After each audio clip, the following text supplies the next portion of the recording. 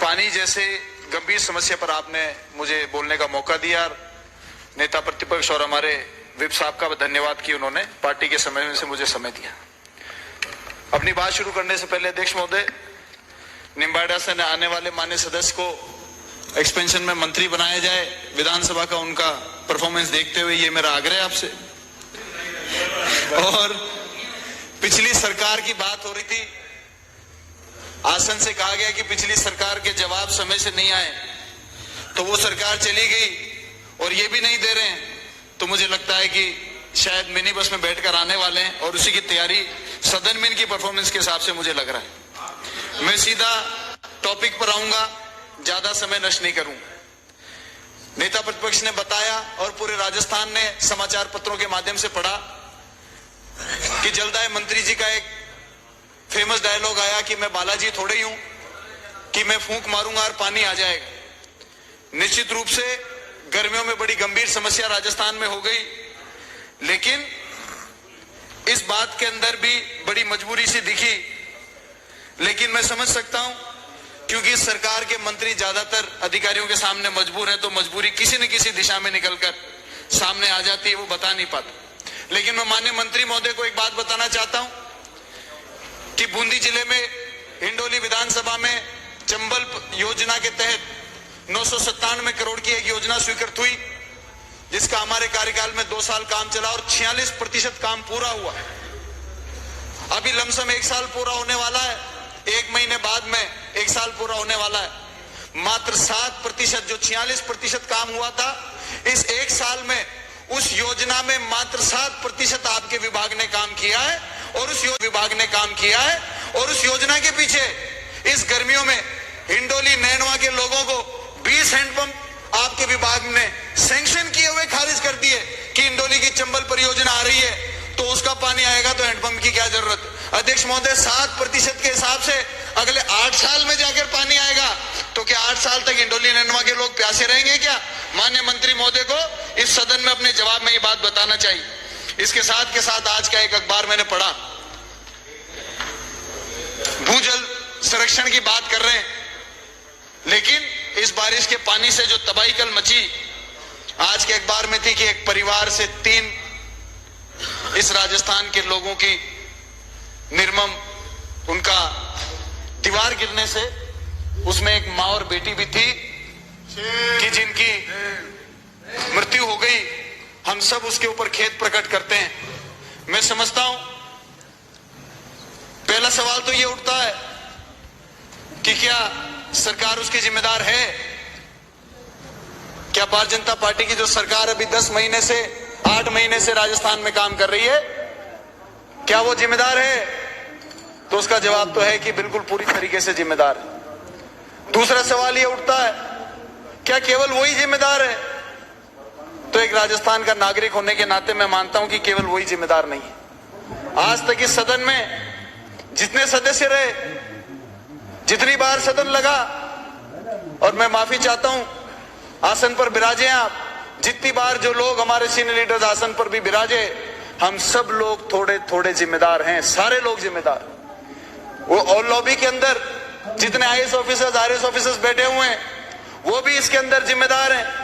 पीछे की दीर्घा में जो पत्रकार साथी बैठे हुए हैं, वो भी उसके जिम्मेदार। इस राजस्थान के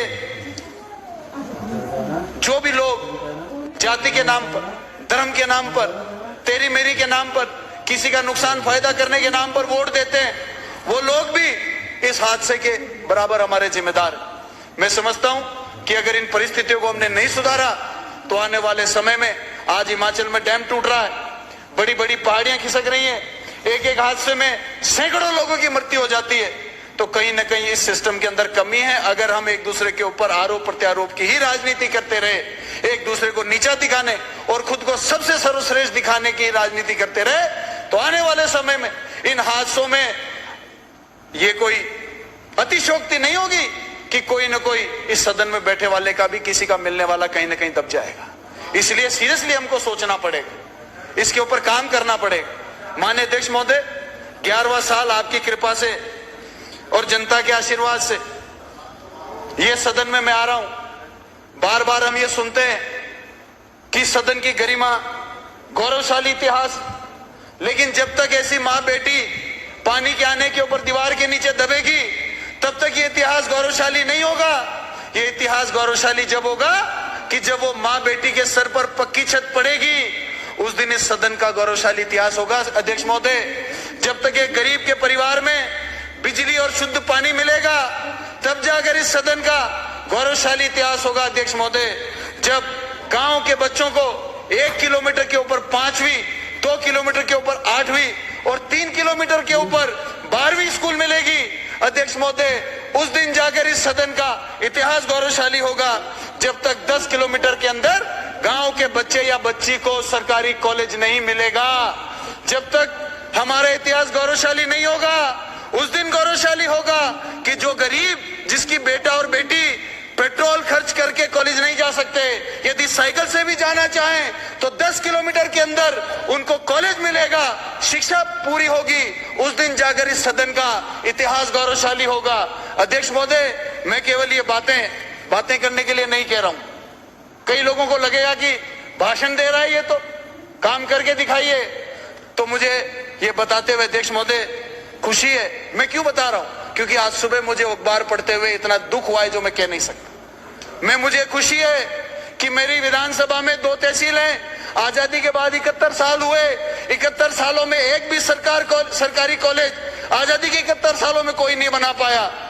मुझे खुशी है कि राजस्थान का मुख्यमंत्री अशोक गहलोत जी ने 5 साल के अंदर 7 सरकारी कॉलेज इंदौली विधानसभा में बनाने का काम किया। हम केवल आरोप प्रत्यारोप की बात करते, शिक्षा की बात कीजिए, पानी की बात कीजिए। अरे क्या हो गया, क्यों तकलीफ हो रही है? सुन लीजिए, मेरे को 10 मिनट मिले, पार्टी ने दिए, आपके नहीं ले रहा हूं।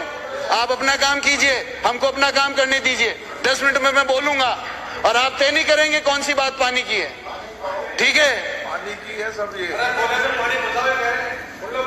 अध्यक्ष महोदय, मैं उसलिए ये बातें इस सदन में बता रहा हूं क्योंकि ये मॉडल जब तक इस सदन के ऊपर आरोप प्रत्यारोप की राजनीति चलती रहेगी, तब तक हमारा फोकस जो है पब्लिक इश्यूज के ऊपर डाइवर्जन रहेगा। क्योंकि हर आदमी अपने डिफेंसिव मोड में है, हर आदमी अटैक मोड में है, उसको हमको थोड़ा कम करना पड़ेगा। इस सदन के अंदर ज्यादा समय जनता के मुद्दों पर होनी चाहिए ताकि ऐसे हादसे नहीं हो। पानी की बात अभी आप ही अध्यक्ष महोदय फरमा रहे थे कि आरोप प्रत्यारोप की राजनीति, और बीच बीच में अपनी बात में आप भी करने लगे। तो मेरा तो यही कहना है अध्यक्ष महोदय कि कल वाला जो हादसा है, ऐसे हादसों की पुनरावृत्ति नहीं हो, इसकी भी हम जिम्मेदारी सदन लें। केवल एक मंत्री के ऊपर छोड़ने से नहीं चलेगा, केवल एक सरकार के ऊपर छोड़ने से नहीं चलेगा।